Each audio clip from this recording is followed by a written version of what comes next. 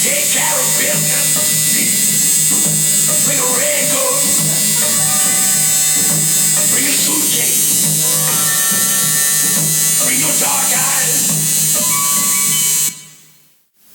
Most people still think of tattoos and people with tattoos as junkies or perverts or degenerates. I mean, there is a small area or circle of people in the Western world here where they are being accepted as an art form.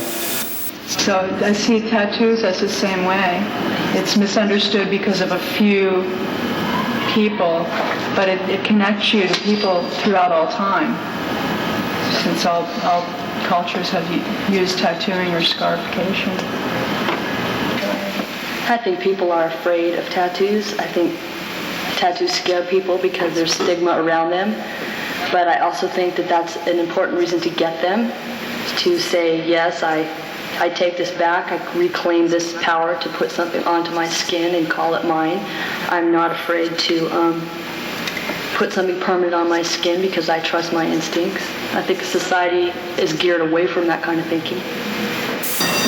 Don't do it because you think you gotta get a tattoo, like you're some fucking dude with goddamn long hair and you're wearing leather pants and now it's time to get a tattoo and shit. That's just stupid because it don't mean nothing, man. You get a tattoo because that day you decide you want a tattoo, you know? Just about all of my friends were saying, don't do it, don't do it, And they really weren't giving me reasons, but that's what they were saying. I think my tattoos weed out the assholes. The people who are interested in them are basically open-minded. Even if they don't have them themselves, they want to know about them. And that's the kind of people I want to talk to. People who don't like them, I don't have time for assholes like that.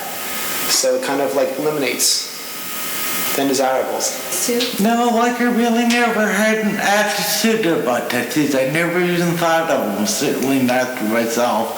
I certainly didn't judge other people by their tattoos. I noticed them, and I said they're pretty good art in general, There's nothing wrong with them, but I didn't ever think my daughter would have one. And I came in and I looked through his book because I wasn't real sure what I wanted. I knew I wanted one, and I found a nice chrysanthemum in a book of Flash that he has, and that's the first one I got. And so it was kind of memorable, waiting until I was 40 to get my first tattoo. They're beautiful. They're beautiful, and I love all my tattoos. I don't know. Tattooing to me is an art form that can't be bought or sold. You buy them initially, but there is no market for them, so there's something that I'll always have, and nobody can take from me, which is what makes them so valuable to me. And as far as the permanence goes, I kind of like the fact that as I get old, I'm not just going to become another old, ugly, wrinkly person. I'm going to at least have some kind of character to my skin. My name is Mr. Nice Guy. I'm a tattoo artist, and I tattoo people in San Francisco.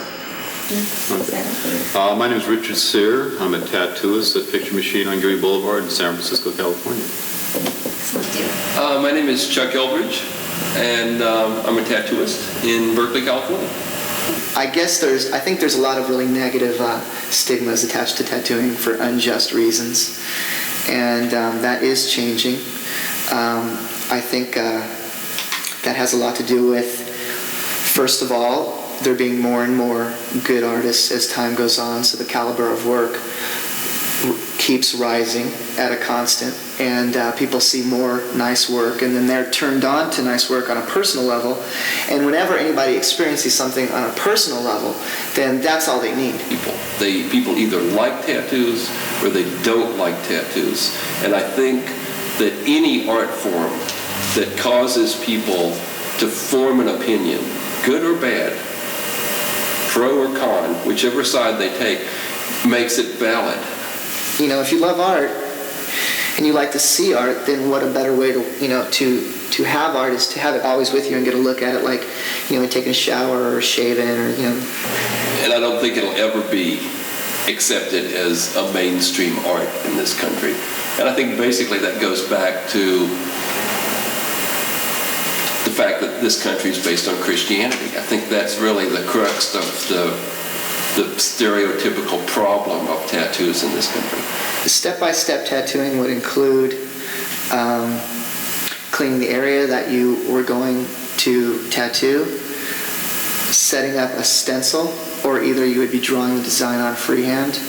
And then I will apply a stencil to them. Sometimes you draw freehand on people's skin. Sometimes you apply a stencil. The old kind of stencils are acetate. These aren't the oldest kind of stencils, but in terms of modern tattooing, this is old. This is an acetate stencil, which basically is like an etching. I don't know if you can see the outline. And I apply that. I would prepare the skin, and then I would put Vaseline on the skin, and then I would put stencil powder in here, and it would leave an outline that I would follow. Then the tattoo is outlined with from 1 to 3 to 5 to 7, depending on the size of the tattoo, how many needles it would be used for the outline. Then it would be black shaded with a shader type needle, which is kind of like a small paintbrush in relation to outline needle. Would be black shaded, and then the colors would be done from dark to light colors. In the tattoo shop, being a tattoo artist, I think the most commonly asked question is, will these tattoos fade in a time to come, or are your needles sterile? And I'd like to say that every shop I've ever been in my life, everywhere in the world, it works sterile. So I explain to people that we use the needles once and we throw them away. Before we use them, they're sterilized in an autoclave, which is the same process that hospitals use. So there's really no chance of them getting any kind of infection. That's everybody's anxiety with the tattoo. And I guess then it goes to what's my mama going to think, and how much does it cost?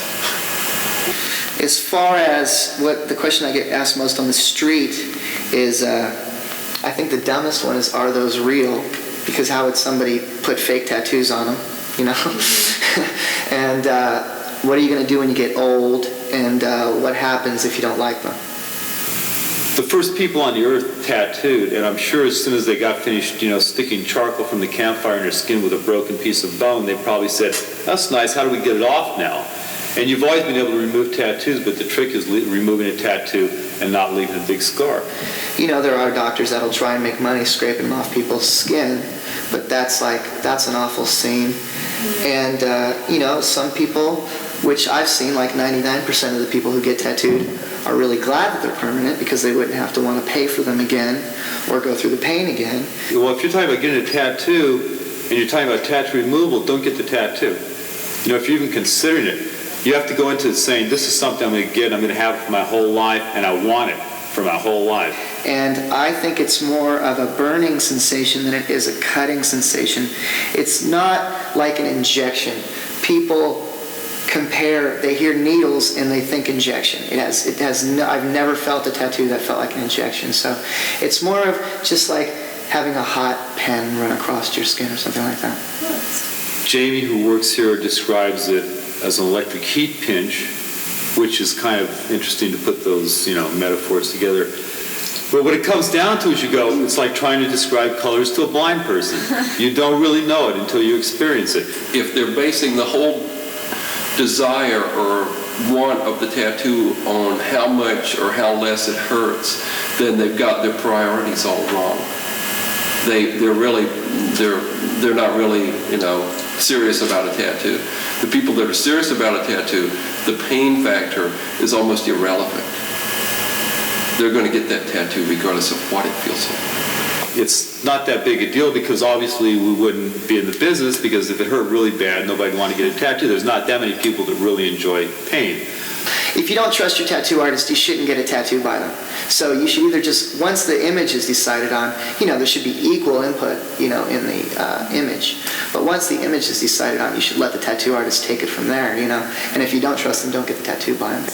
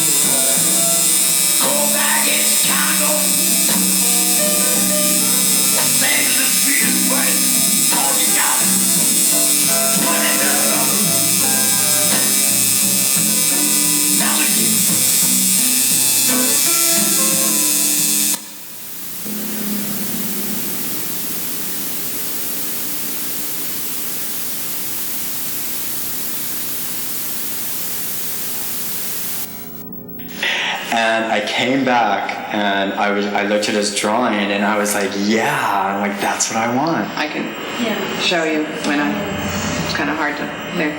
It's on my wrist and it is visible now, and at that point I think people did start to look at me a little differently. They knew I had them, but they could never see them. And now they can see them. And some people kind of ignore it, they don't say anything to you, and other people ask and they want to talk to you, you know. Yeah, there. The same woman who did the skull and the heart also did my wolf, my chrysanthemum. And my wolf was my second tattoo, and the chrysanthemum was my third. And then Richard at Picture Machine did my cherry blossoms and the Japanese characters. That's a fairly recent piece. This is a copy from the Sailor Jimmy right here. I think that's what his name is. He's in Honolulu. I guess he's dead now. But that's what this is copied from. It's like when I got this tattoo, a friend of mine got his first tattoo machine. He got it in the mail. So he bought it from like Spalding Rogers, whatever. And he showed me, saying, I gotta use this machine, right? And I'm sick of tattooing myself because he had tattoos all over himself, and really stupid ones and stuff. And so you say you want to tattoo somebody else. I said, what do you want? And so we're looking through like these, he had like some stencils and some magazines and stuff, and I found this like in a Tattoo Times, like I think it was volume 4 of Tattoo Times and stuff. And it's the baddest, you know, even though he totally fucks this up, you see the Y, it goes like straight into the straight edge razor, which is just brainless in a lot of ways. Okay, this is my tattoo.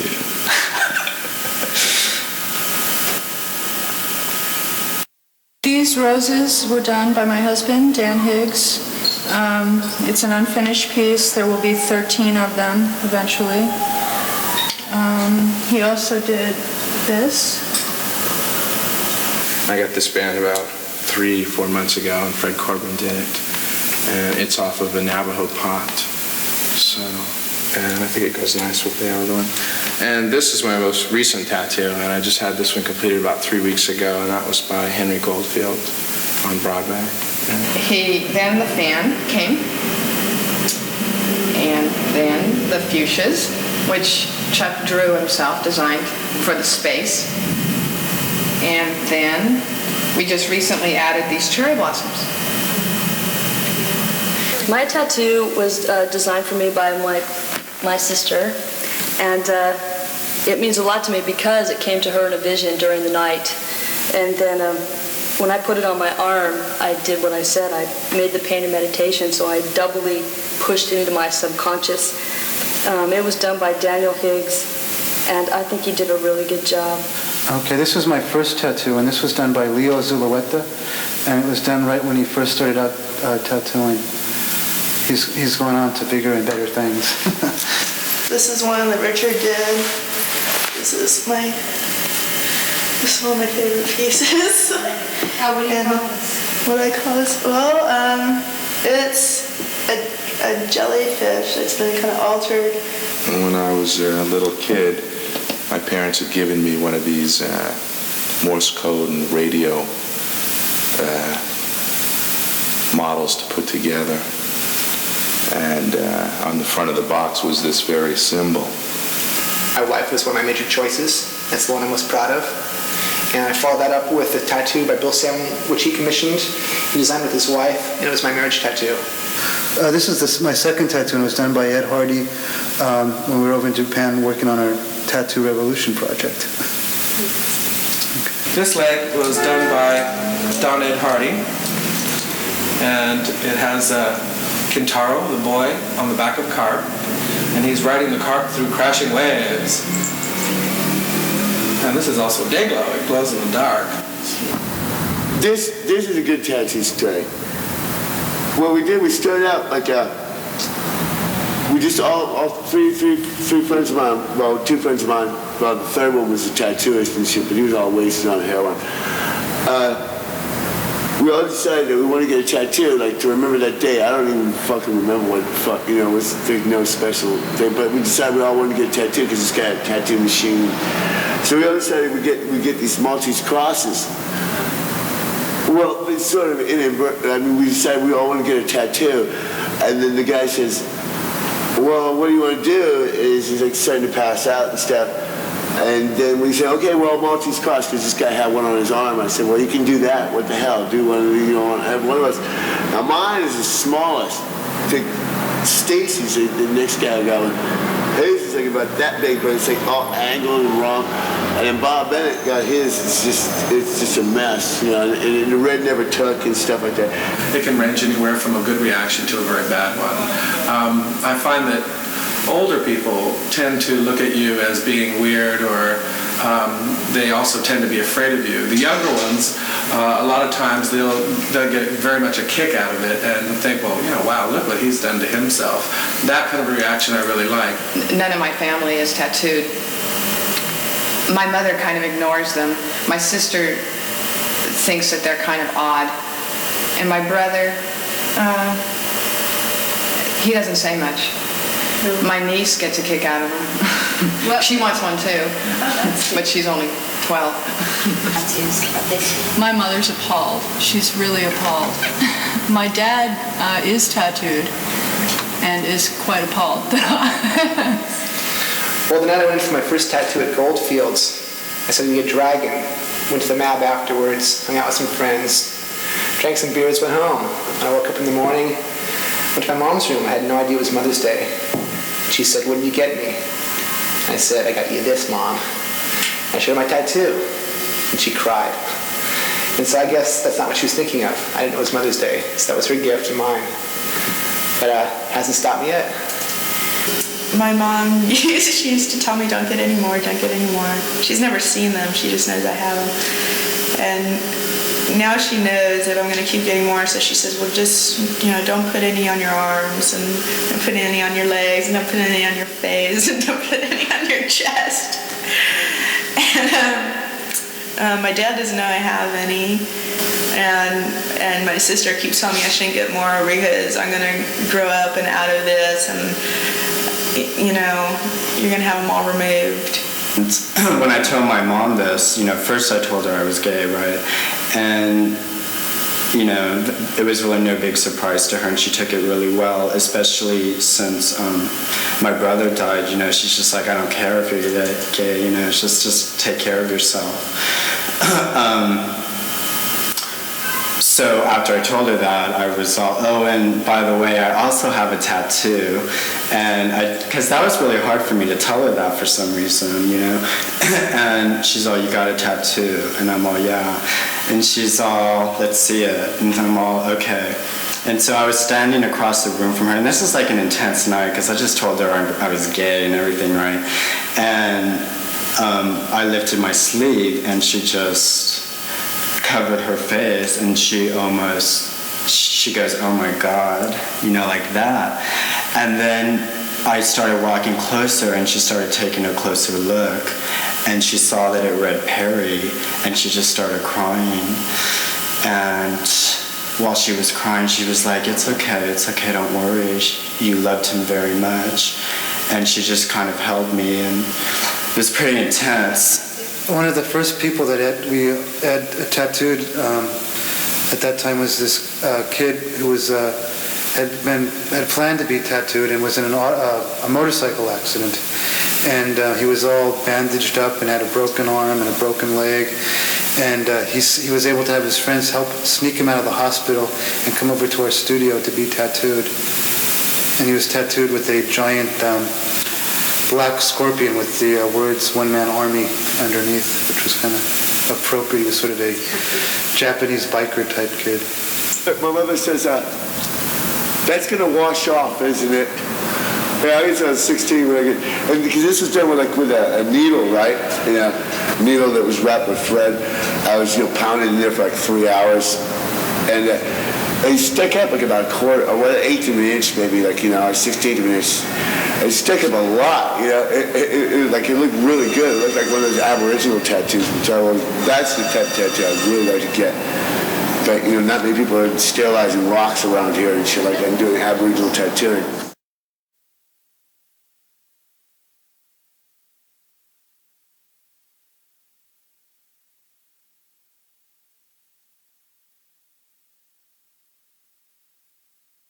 This is a piece that was done by a calligrapher in Mendocino, and it's not representational calligraphy. He does calligraphy, but it's not like letters or words.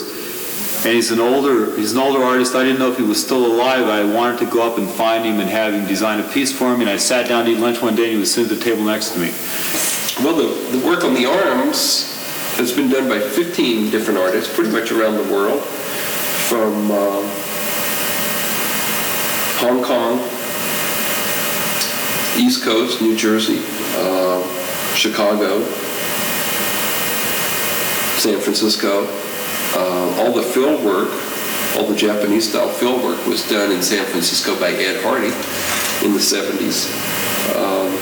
Some of my first tattoos are on my arms. The sailing ship, the sailor girl here was done in San Diego by Painless Nail.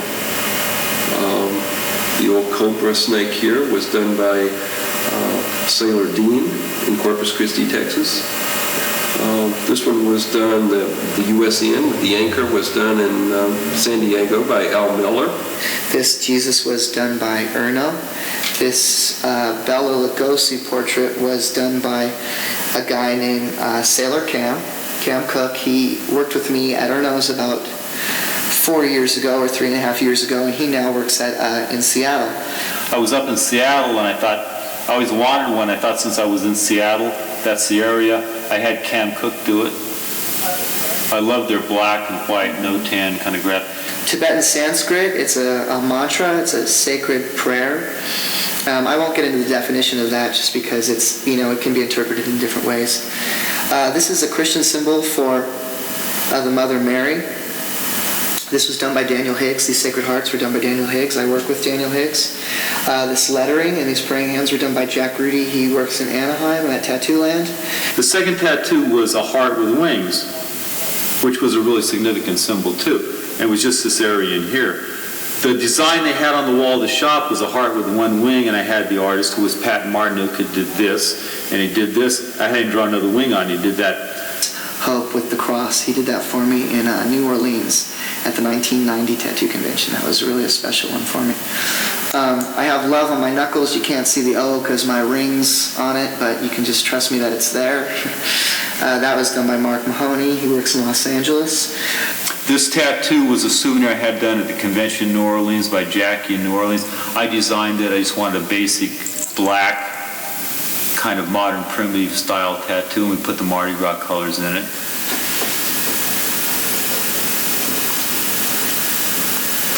Jamie Trujillo's work. This is his Ghoulie Girl, a style he likes to do, and so I said, Jamie, design one for me, whatever you want to do.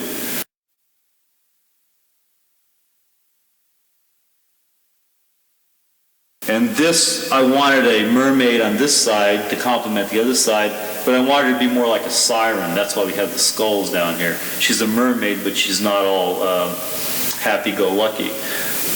We did this piece in our hotel room down in New Orleans.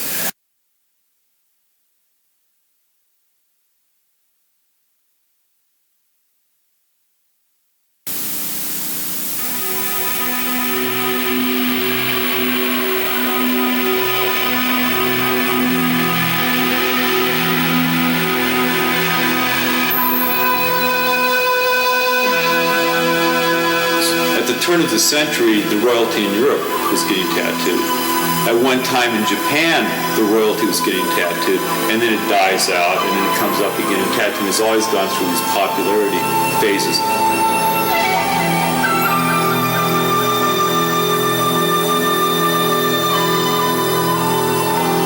And then when I work at my job and people see me, they get really freaked out about it. But I think it's personal advertisement to do what you want.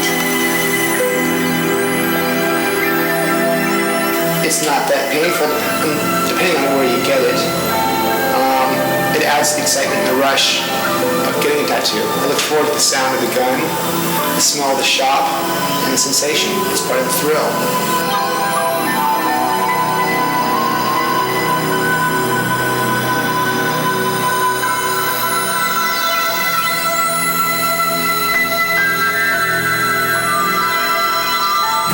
My ideal body would be total Japanese work everywhere.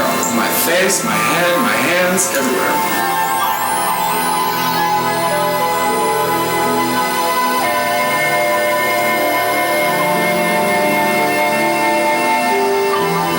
You do not judge people on what's on the outside of their body, it's what's in the soul that counts.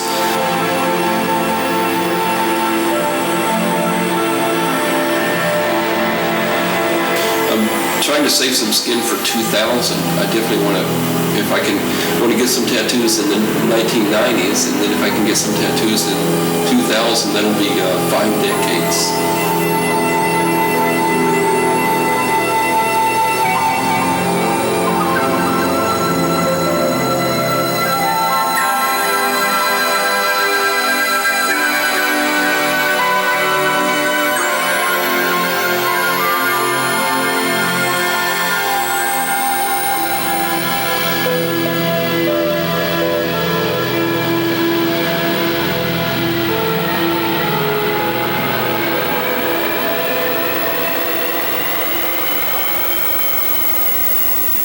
Thank you.